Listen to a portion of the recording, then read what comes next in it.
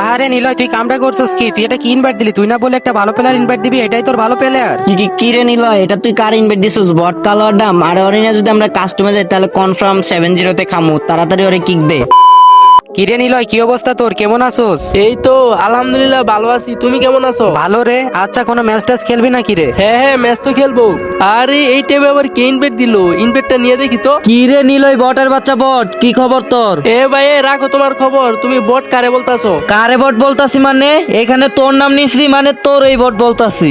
যাও, আমি বটি। এখন কি ম্যাচ খেলবা? আরে তোরে ইনভাইট দিছি তোর সাথে গেম খেলার জন্য না, তোরে ইনভাইট দিছি তোরে একটা চ্যালেঞ্জ দেওয়ার জন্য। হ্যাঁ বলো কি চ্যালেঞ্জ? চ্যালেঞ্জটা হলো 4v4 কাস্টম চ্যালেঞ্জ। তোর স্কোয়াড ভার্সেস আমার স্কোয়াড, দেখবো আজকে কে জিতে। ও এই চ্যালেঞ্জ, ওকে কাস্টম মানে ইনভাইট দাও। হ্যাঁ, তোর স্কোয়াড নিয়ে তুই সোলো থাক, আমি এখনই কাস্টম বানাই ইনভাইট দিতেছি। কিরে নিলয়, ওরা তো 4 vs 4 কাস্টম চ্যালেঞ্জ দিছে আর গ্রুপে তো একজন শর্ট, ভালো একটা প্লেয়ার ইনভাইট দে। হ্যাঁ নিলয়, ভালো প্লেয়ার ইনভাইট দিস, কিন্তু ওদের সাথে কিন্তু হারা যাইবো না, চ্যালেঞ্জ কাস্টম। ঠিক আছে, প্যারা নাই। আমি এখন একটা ভালো প্লেয়ার ইনভাইট দিতেছি। আরে নিলয়, তুই কামটা করছিস কি? তুই এটা কি ইনভাইট দিলি? তুই না বলে একটা ভালো প্লেয়ার ইনভাইট দিবি, এটাই তোর ভালো প্লেয়ার। কি রে নিলয়, এটা তুই কার ইনভাইট দিছিস? বট কালোয়ার ডাম আর অরিনা যদি আমরা কাস্টমে যাই তাহলে কনফার্ম 7-0 খামু। তাড়াতাড়ি ওরে কিক দে। আরে ভাই, হয়তো ওই অ্যাডাম ক্যারেক্টার নিয়ে থাকে, কিন্তু আর গেম প্লে সম্পর্কে তোমাদের কোনো ধারণাই নাই। ওই এডাম নিয়ে রয়েছে তাই ভালো খেলবে, ভালো খেলুক, সমস্যা নাই। আমরা এইসব বট শট নিয়ে খেলতে পারবো না। ওরা তাড়াতাড়ি গ্রুপ থেকে কিক দে। এই নিলয়, এই তোর মাথা ঠিক আছে? ওর ক্যারেক্টারই তো বলতেছ হয় ভালো খেলবো না খারাপ খেলবো। না ভাই, ওরা আমি কিক দিতে পারবো না। ওরা তো ইচ্ছা করে আমাদের সাথে খেলার, আর ওই অনেক ভালো খেলে। এ নিলয়, তুই কাস্টম খেলবি নাকি ওরা গ্রুপ থেকে কিক দিবি? এইসব নাটক মাটক দেখার টাইম নেই। ওরে তাড়াতাড়ি গ্রুপ থেকে কিক দে, নাই গ্রুপ থেকে বাইরে হয়ে গেলাম। বুঝছি নিলয়, তুই মনে হয় পাগল হয়ে গেছিস। তুই তাড়াতাড়ি ওরে কিক দিবি নাকি? ওরা তো মনে হয় কাস্টম বানাই ফেলছে। এ ভাই, এই বলছি না ওরে কিক দিব না। আর ওরে কাস্টমার নিয়ে দেখো, ও অনেক ভালো খেলে তো। বুঝছি হয় ভালো খেলে, কিন্তু আমরা তো লেভেল ছাড়া পোলাপানের সাথে কাস্টম খেলি না। আমাদের একটা মান ইজ্জত আছে না?